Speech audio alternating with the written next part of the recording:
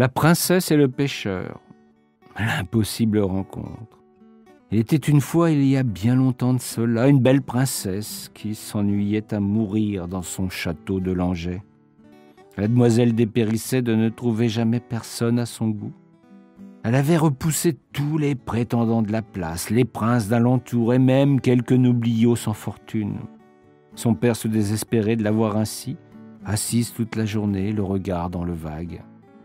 Le pauvre homme craignait par-dessus tout que sa fille, son unique enfant, ne termine ses jours dans un sombre couvent.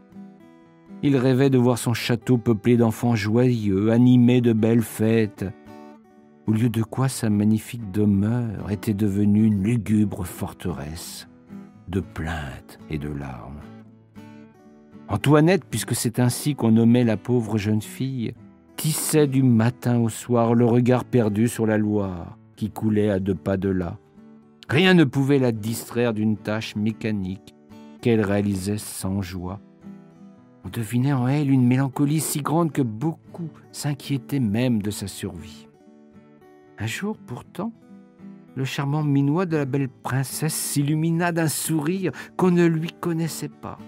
Au loin, sur la rivière, une barque avançait. Un pêcheur s'y affairait. De l'homme, on ne devinait que la silhouette, mais on percevait distinctement le chant mélodieux. Antoinette fut émerveillée par la douceur de cette voix, la beauté des paroles qu'elle parvenait à entendre. Tous les soirs, la barque arrivait et le pêcheur chantait. C'était pour Antoinette un moment de grâce qui comblait sa triste existence. Petit à petit, elle devint plus joyeuse. Elle retrouvait de belles couleurs. Elle sortait à nouveau de ce château qui était devenu pour elle, au fil du temps, une prison dorée. Le prince, son père, avait observé cette métamorphose sans bien comprendre les raisons de cet incroyable changement. Qu'importe. Il se reprenait à espérer pour sa fille des jours meilleurs et une descendance qu'il appelait de ses voeux. Il était prêt à n'importe quelle concession pour que le miracle prenne corps. Un soir, il comprit ce qu'avait transfiguré sa fille. Sur la barque, l'homme avançait.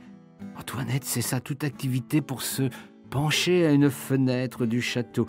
Elle écoutait le chant mélodieux de celui qui jetait son filet.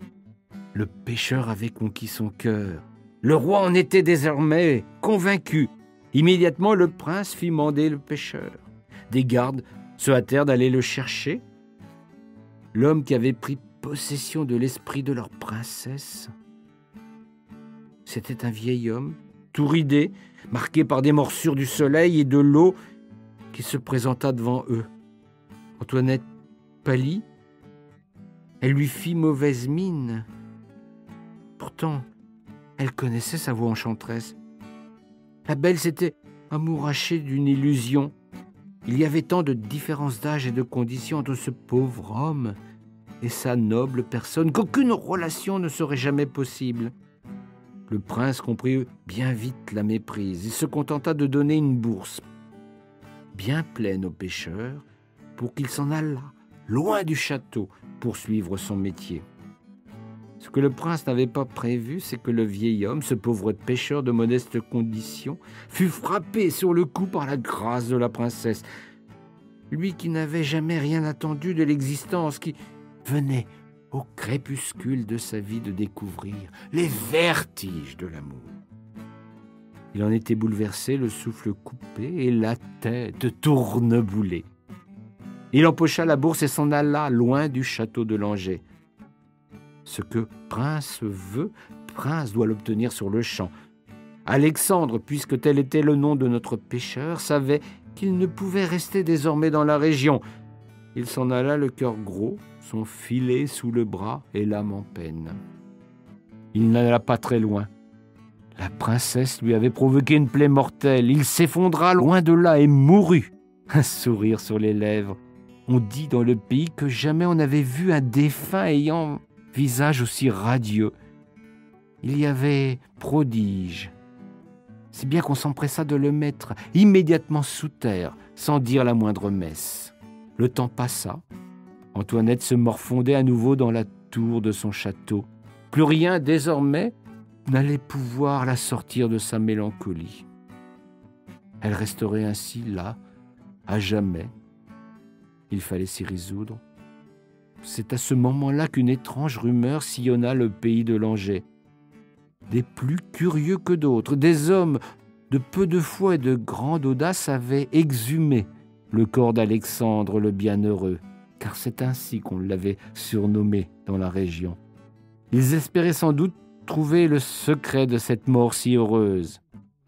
Ils n'espéraient certes pas retrouver le pécule du prince qui avait été promptement vidé à la découverte du corps. Seule la bourse de cuir avait été restituée à son propriétaire, qui l'avait emportée sous terre. Les profanateurs avaient, dit-on, découvert un caveau vide, au sein duquel seule une bourse de chevreau trônait en son sein. La cupidité les avait poussés à ouvrir cette bourse, et quelle ne fut pas leur surprise de découvrir une modeste et mystérieuse pierre de Loire, toute noire, un galet plat, poli par la rivière. Le prince se fit alors fort de retrouver ce talisman étrange. Il y avait mis assez de prix pour que les découvreurs osent sans honte ni crainte la porter au château. Bien vite, il en fit un collier qu'il offrit à sa fille.